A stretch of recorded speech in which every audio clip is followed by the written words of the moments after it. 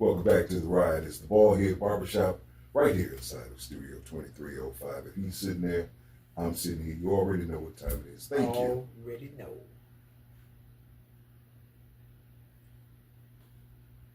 What up? I was buffering. Oh, you buffered this week. Yeah. So we gotta sync the buffer. Yeah. Yep, we got him again. It's Paul Rivers, Sterling Stevenson. Make sure to click like, subscribe, follow. Make sure, don't just keep all this goodness to yourself. Tell somebody, anybody, everybody with a set of ears. We are Ballhead Barbershop, located right here. Goodness. That's Studio 2305. Now the crazy thing is, somebody wondering, that dude got a bald head. What are you doing at a barbershop? You'll notice there's no clippers there or here. Ballhead Barbershop is not a physical location. It's a state of mind. We're going to help get what's on your mind all. Paul, how you feeling? Man, you already know. You see me, probably not after I strip my shop, but you see me representing my school, brother, the Our one school. and only. Hey, The highest of Savon Hills. Let's go. Not 1, not 2, not 3, not 4, not 5, not 6, but 7 hills. You know what, I had to man? walk up all of them too. Wait. Was it? You ain't was got it, nothing else. You got you some damn cardio at FAMU. You know, every rattler that's watching, there's a set of stairs. We're going to pause for just a moment in memory of those that didn't make it up or down those stairs.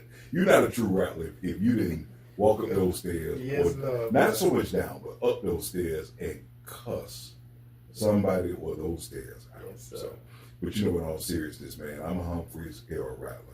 And I truly love and appreciate when the dark clouds gather on the horizon. Now, can't nobody ever do it like Humphreys did that. But the amazing thing is, that was not his original poem. He just popularized it through Rattler Nation. Oh, wow. So where did it originalize? Is that another piece of, but I ain't going to call that useless information. This is interesting. Where did that poem originate? I don't know. See, that's the problem. What's the problem, man? What Delaware say? You got my mouth all set with some orange juice, and ain't nothing but a swallow in here. You know what? For After Dark, we're going to do top 10 most recognizable movie lines, quotes from movies. Okay. So make sure recognizable to who? Just to me. I'll just say impact me. I don't know what y'all recognize. Well, how about this? Stick around for the Ballhead Barbershop After Hours. And it's something relatively new. We did it last week, got some real good feedback from it.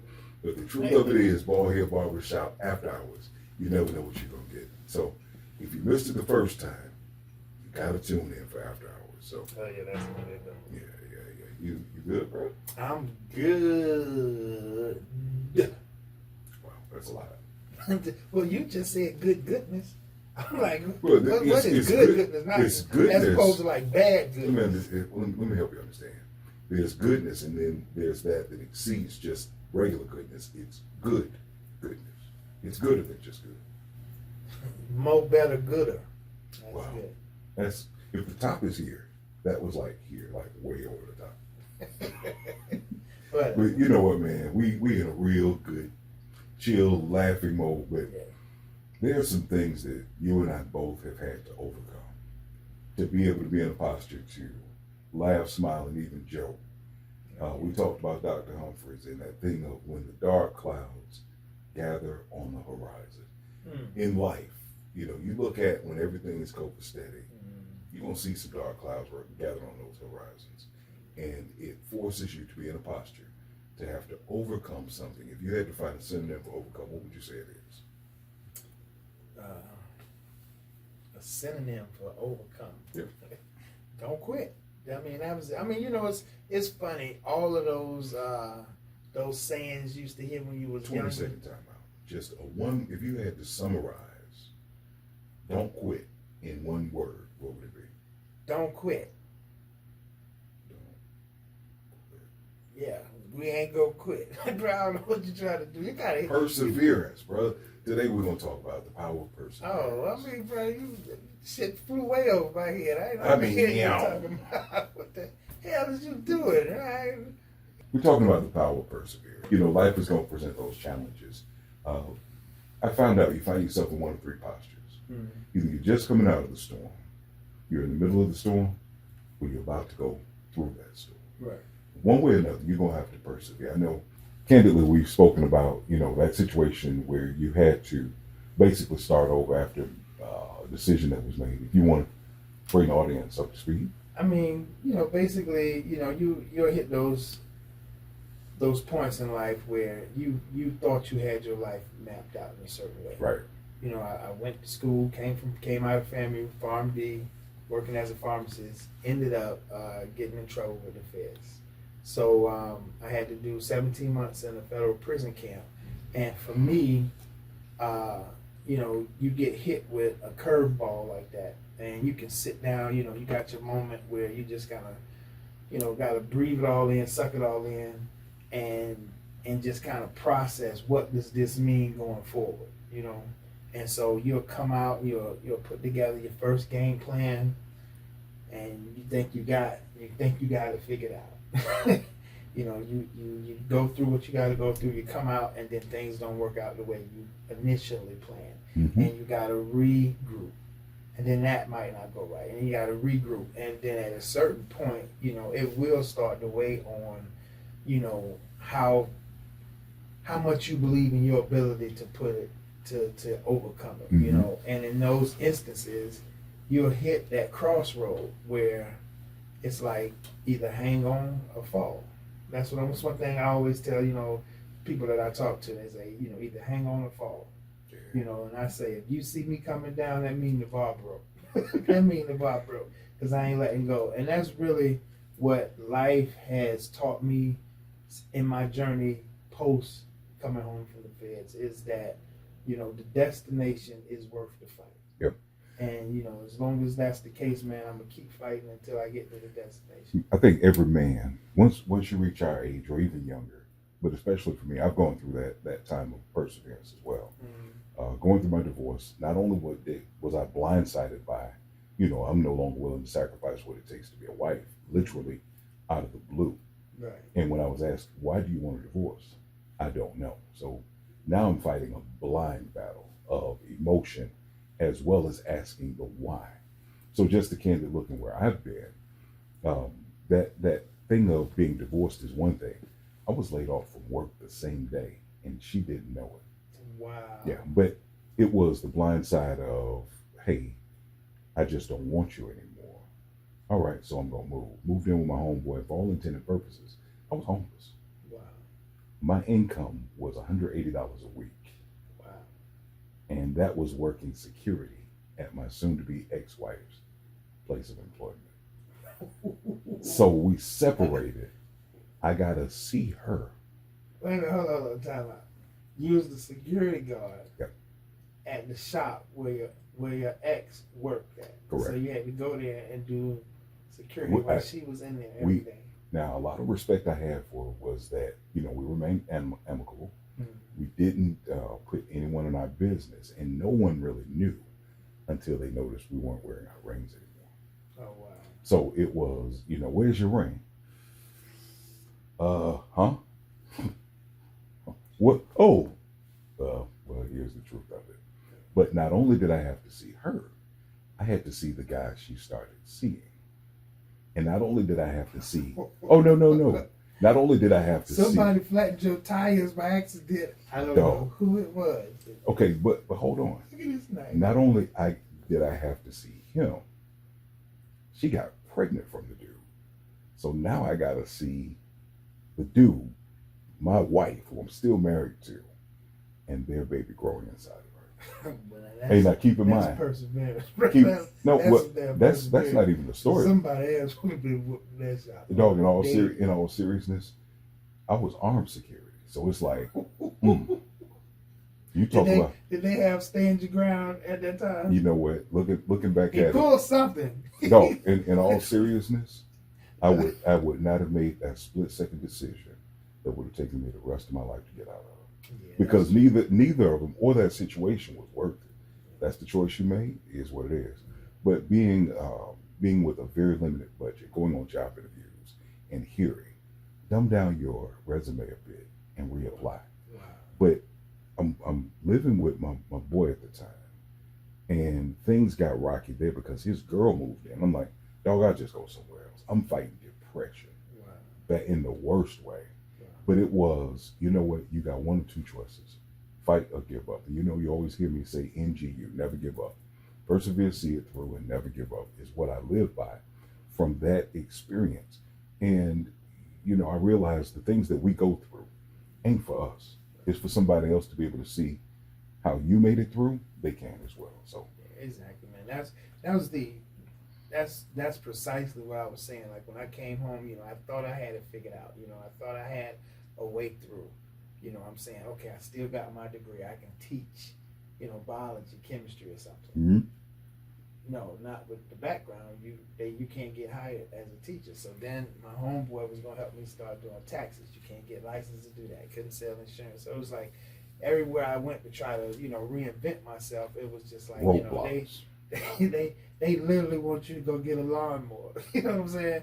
And you know, I was like, so I'm trying to figure a way, and that's where for me the perseverance came through, and holding out belief in your ability to get there. You know what I'm saying? And you just, even when you don't really, you know exactly how it's gonna play out, you just kind of got to go forward with that, what they call that blind faith. You know, Bro, and that word right there, I had to realize I got to lean on God.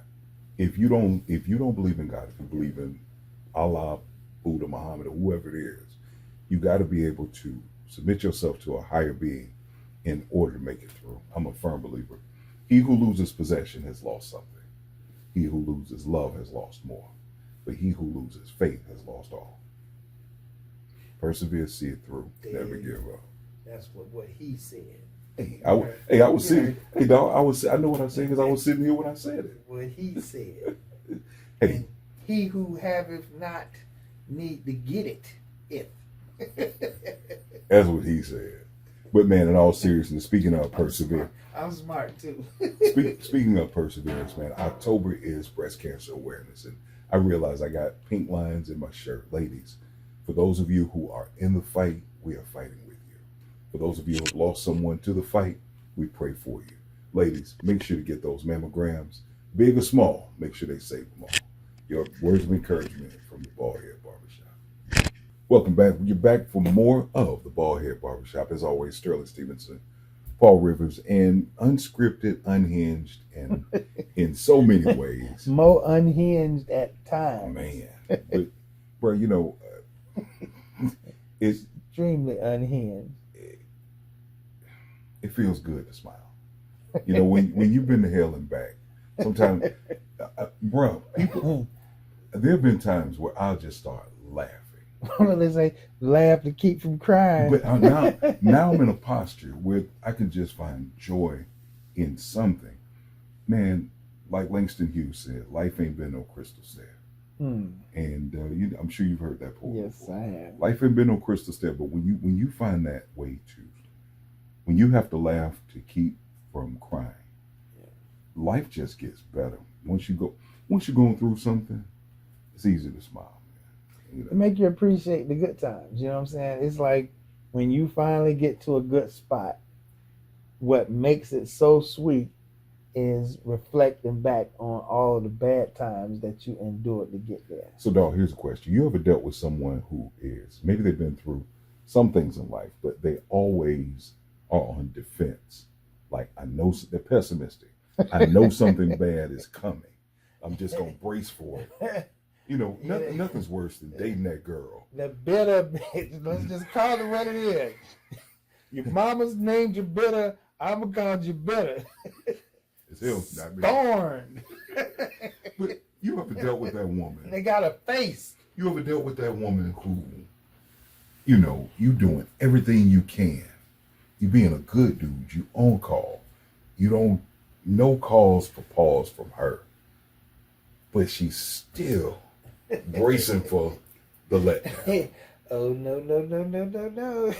You ain't get me to walk up the woman bash aisle with you. It's not a woman. No. We back on this again. No.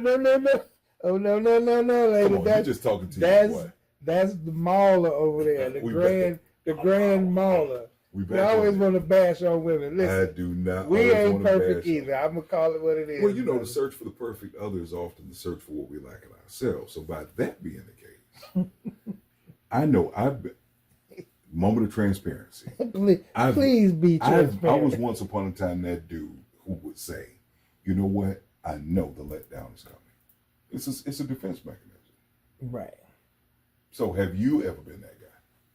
Oh yeah, I've been fully confident in a chick's ability to disappoint me before. You know what I'm saying? I've been fully confident. You know what I'm saying? If I don't know nothing else, I knew this chick was gonna disappoint me at some point. So, to get the truth, all I had to do was rephrase the question. Hey, listen. I see what you did right there. You see it? Hey. Wait. How did Reggie say it in Nutty Professor? Gotcha, bitch. Gotcha. Whatever. But yeah, man, in all seriousness, man, this has hands down been probably the most lighthearted show we've had. But somebody might say, ooh, perseverance. That means you had to go through something.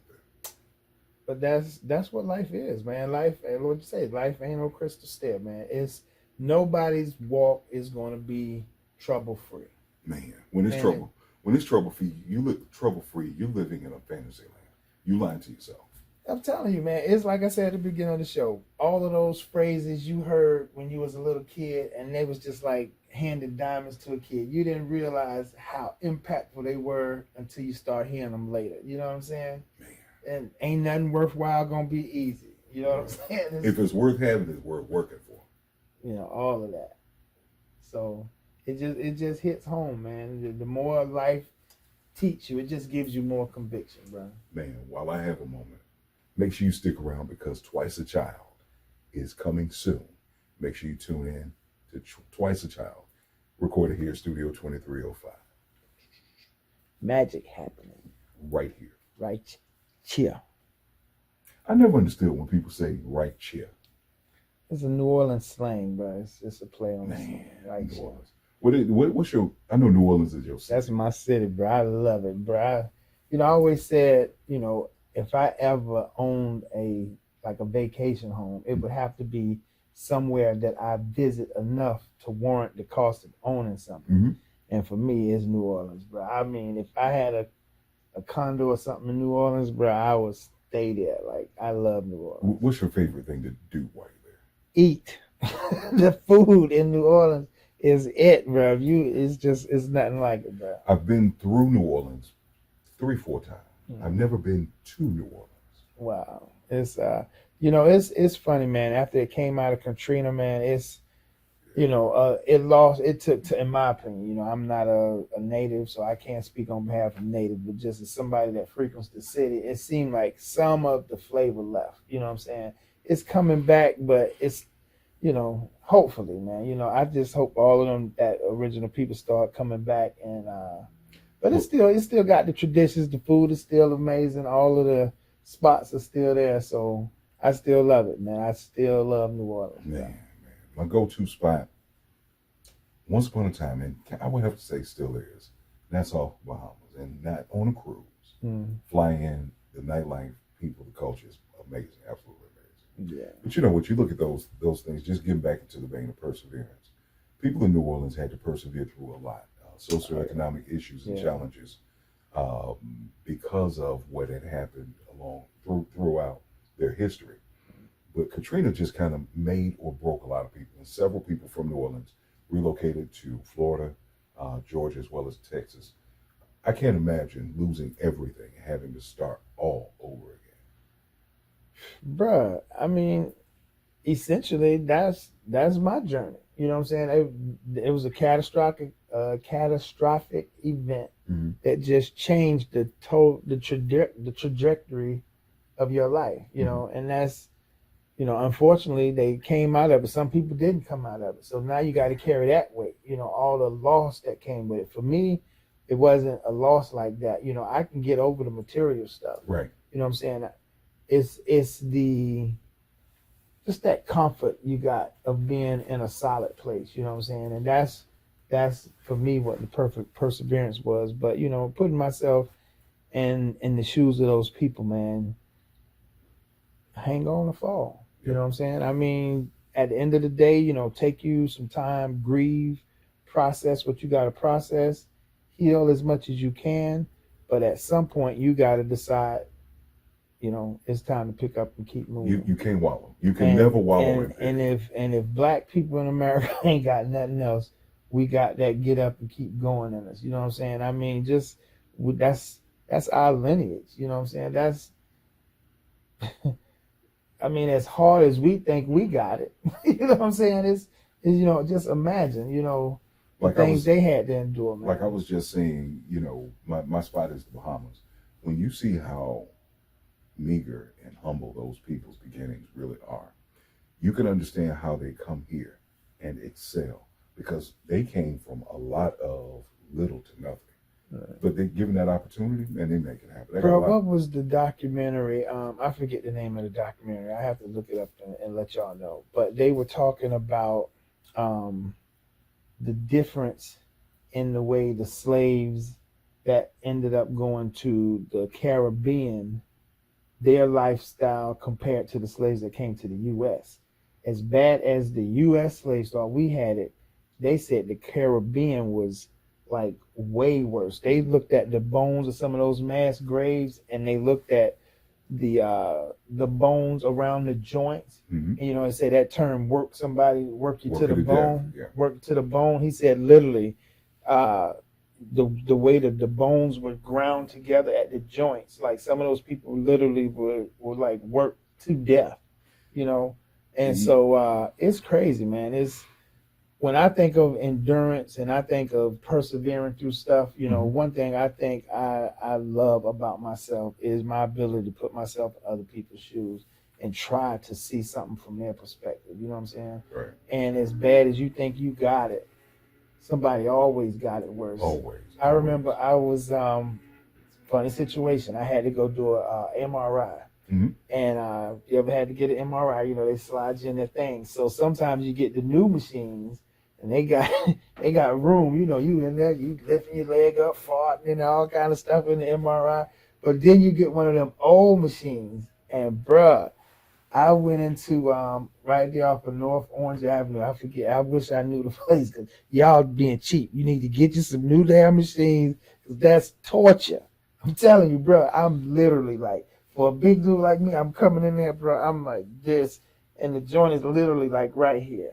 And I've never had a problem like being claustrophobic or anything like that. But dude, to be sitting here like this, and you're gonna be in there for like 45 minutes. That's uncomfortable as hell, So I'm sitting in there and I'm like, am I gonna really make this? Am I gonna make Your it? mind started playing tricks. And you know what I started thinking about? I started thinking about a documentary I saw about the slaves on the Middle Passage. And they had a diagram of how they had to lay for the entire 30 to 45 day transatlantic cruise, and to be shackled like this. And for a month and a half, and I sat there and I thought about that for about 30, 40 minutes. And I came out of that. He said, "You're almost done." I was like, thank God. You know what I'm saying? And that's only 30, 45 minutes as opposed to 30, 45 days. So, exactly. You know what the crazy thing is? People, I know we like ping pong, but that's what we do here at the Ballhead Barbershop. We bouncing. Bing, bing, bing. But here's the thing, bro. You look at how people will say reparations are not justified because we didn't have to go through slavery. When you look at the things we've had to overcome, whether it is inequalities in accessibility to resources, whether it is education, whether it's so many tangible, intangibles, if you will, that we've had to overcome. Systematically, our people have been set back as a result of slavery. And as a result, we have been directly affected by the lack of reparations. I think that California set the stage when they said, here's how much each person who's a descendant of a slave is entitled to. Whether that will ever happen or not, I don't know. But man, that whole thing, no other group of people, we said this in a previous show, no other group, race, class of people could overcome what our predecessors did. And with that being said, man, perseverance works. bro, let me tell you something. Perseverance works, bro. This black thing is dope. It's a little dangerous at times, but it's dope.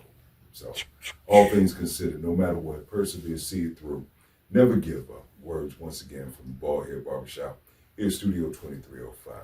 Yes, From Paul sir. Rivers, this is Sterling Stevenson. Y'all be easy, stay You breezy. already Don't know. do what I would do. That ain't nothing. Don't do nothing listen to him. this fool would do. Don't I'm listen telling to you. him. Don't listen. Roller